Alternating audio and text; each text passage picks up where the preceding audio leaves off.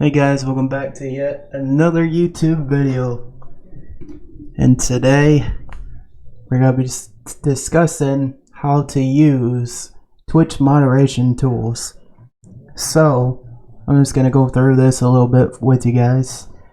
So we got auto mod, set rules, and then of course you can go through here, aggression, like mine's all the way up to high, obviously hostility, disability, sexuality, all this other stuff. So, and then there's more down here. Swearing, I have no filter in. Like, I don't mind too much about swearing, like long as it's not like offensive. So profanity's fine. But it's the other stuff, like you see here, like race, all this other stuff. Like, this is what we want not to be on a stream. So AutoMod is a good, really good tool when it comes to that, because it really like shows you, you know, what things you can set and all the other stuff. And then right here, we got permitted terms, which will permit a term, and then you got block terms, which I will not show because I do have a lot of phrases I have added that is blocked that I won't show on this video. But I just wanted to show you guys like what things you have in place and you know what things to add in. So there's that. You got permitted terms, no other block terms, which, you know, yeah, like I said, that's adding in words.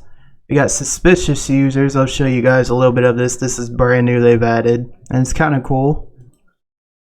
So as you can see here, I got monitoring in, so for likely evaders and possible evaders. That way, you know, in case this ever happens. And then you got the little thing here, which will show you. See? Manage suspicious user, restrict, curselet as an example. So yeah, these brand new tools and everything they've added in for band evasion's really good. And I think since they've added in these tools, like things on Twitch have gotten a lot better. So that's one thing to look at. Block hyperlinks, ban chatters. Like, I won't show obviously the people that are banned, just as an example. Non-mod chat relay. Any message that is timed out is removed from chat completely. So yeah, there's that. There's no non-mod chat relay. Black hyperlinks. Obviously, I always turn that on, just because, you know, why not? And yeah, that's gonna be off. So for me, I have all chatters must have a verified email address.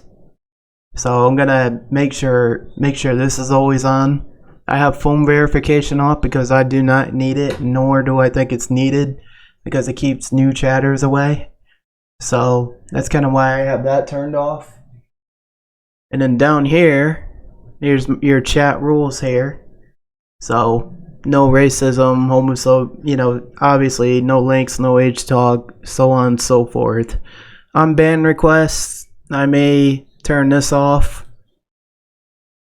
You know what? I think I'll turn that on. Anyways, you also have followers only mode, which you can turn on if you feel like you've been targeted anyway. Like, that's the only time I would say to use that.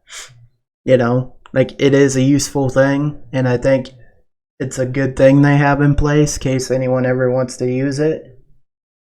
And you got subscribers only chat. Would not recommend that, only because like, no one will be able to chat unless they were subscribers, and it doesn't seem fair to new people that can't afford to subscribe to you. So I wouldn't recommend doing that. And then moderator tools and chat. That's private. Allows your mods to view chat, ban history for users and stuff, and comments on users. I think this is a good thing. So you don't want to turn that off. And yeah, these are all your tools here on Twitch. and this is how you use moderation tools. Like, you go from the creator dashboard, for example, go to the creator dashboard, and you go to moderation all the way down where settings is, and it's right here, man. And I hope this helped out people that are new to, you know, Twitch, and, you know, don't know how to use Twitch. And I hope you guys enjoyed the video. Leave a like if you enjoy it. Hit that subscribe button, and I'll see you guys in the next video. Much love from the Phoenix Army. I'll see you then.